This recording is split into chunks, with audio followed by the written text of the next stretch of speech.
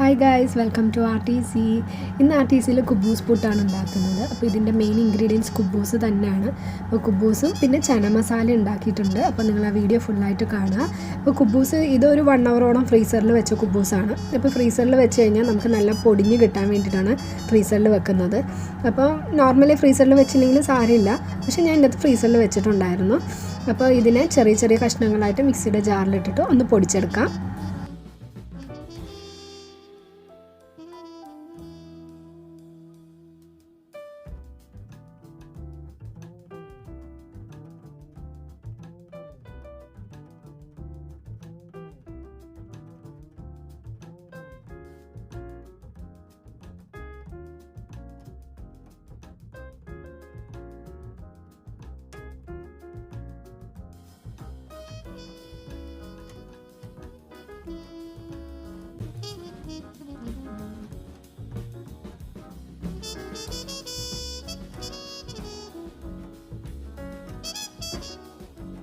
അപ്പോൾ നല്ല തരിയായിട്ട് പൊടിഞ്ഞ് കിട്ടിയിട്ടുണ്ട്. ഇതിൽ നമ്മൾ കുറച്ച് സാധാ പുട്ടിന് കുഴയ്ക്കുന്ന പോലെ തന്നെ ഇത്തിരി വെള്ളം തളിച്ചിട്ട് പുട്ടിന് മിക്സ് ചെയ്യുന്ന പോലെ തന്നെ മിക്സ് ചെയ്യുക.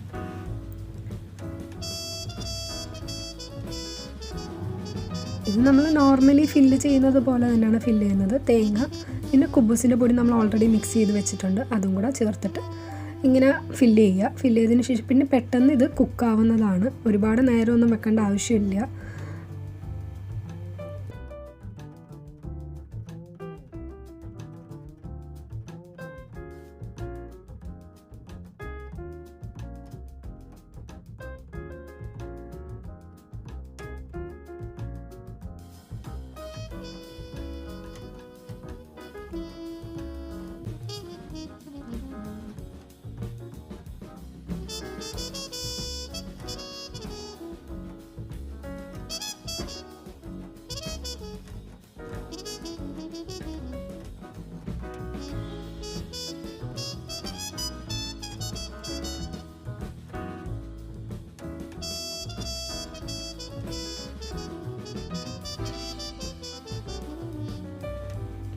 നല്ല സോഫ്റ്റ് പുട്ടാണ് കേട്ടോ, എല്ലാവരും ട്രൈ ചെയ്ത് നോക്കണം.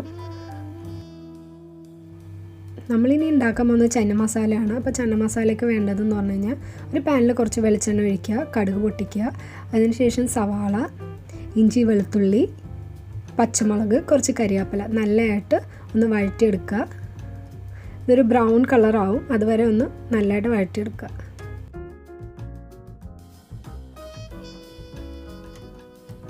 ഇതിൻ്റെ അകത്തുള്ള മസാല എന്ന് പറഞ്ഞു കഴിഞ്ഞാൽ മുളക്, മല്ലി, മഞ്ഞൾ, കുരുമുളക്, പിന്നെ കുറച്ച് ഗരം മസാല, പിന്നെ ഒരു ലാസ്റ്റ് ഒന്ന് ഇത്തിരി ഒന്ന് മൂത്ത് കഴിയുമ്പോഴത്തേക്ക് കുറച്ച് ചിക്കൻ മസാല പൊടിയും കൂടി ഇട്ടിട്ടുണ്ട്, ഒരു സ്മെല്ല് കിട്ടാനായിട്ടാണ്.